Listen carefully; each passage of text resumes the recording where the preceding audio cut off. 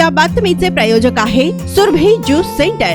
आमच्याकडे सर्व प्रकारचे ओरिजिनल फ्रूट ज्यूस मिळतील। पत्ता काँग्रेस भवन शेजारी, जिल्हा परिषदेसमोर, सोलापूर।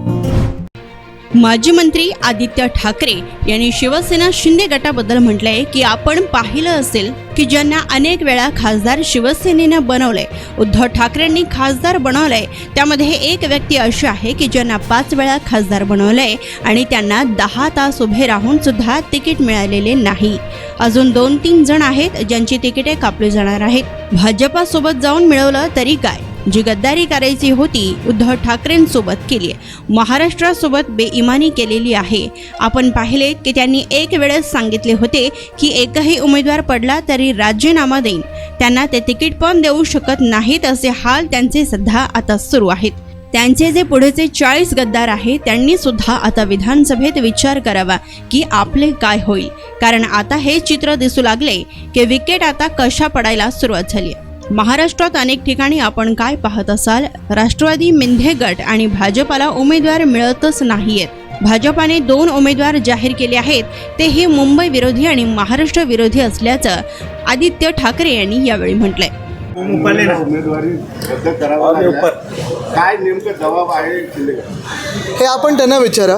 आपण पाहिलं असेल ज्यांना अनेक वेळा खासदार शिवसेनेने बनवलं, उद्धव साहेबांनी बनवलं, एक व्यक्ती तर अशी की 5 वेळा खासदार बनवलं आणि त्यांना काल 9 की 10 तास थांबून देखील तिकीट मिळालं नाही। दुसरे आहेत दुसऱ्या एका मतदारसंघाचे, तिथे देखील तिकीट मिळालं नाही।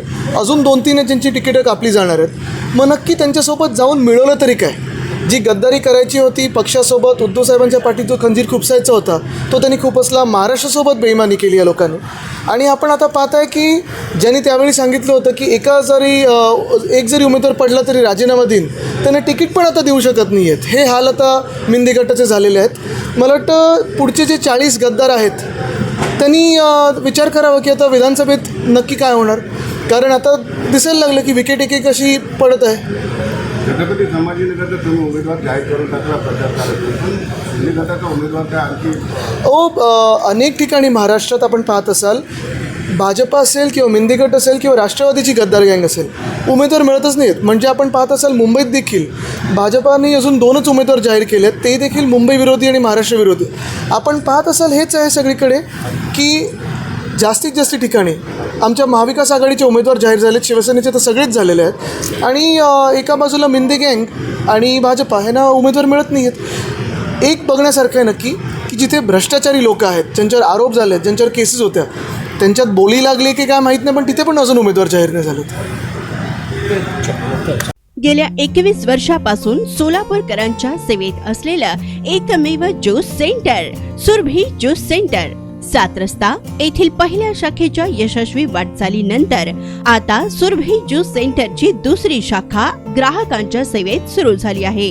खास ग्राहकांसाठी स्पेशल सीताफळ, स्पेशल रामफळ, स्पेशल खजूर, स्पेशल अल्फान्सो मँगो, स्पेशल अनार, लीची, blueberry, chocolate, cold coffee, Oreo cold coffee, dragon special kiwi, mix fruit chaat व खास उन्हाळ्यात स्पेशल आमरस मिळेल। पार्सलची सुविधा, विविध पार्टींचे ऑर्डर्स हे स्वीकारले जातील।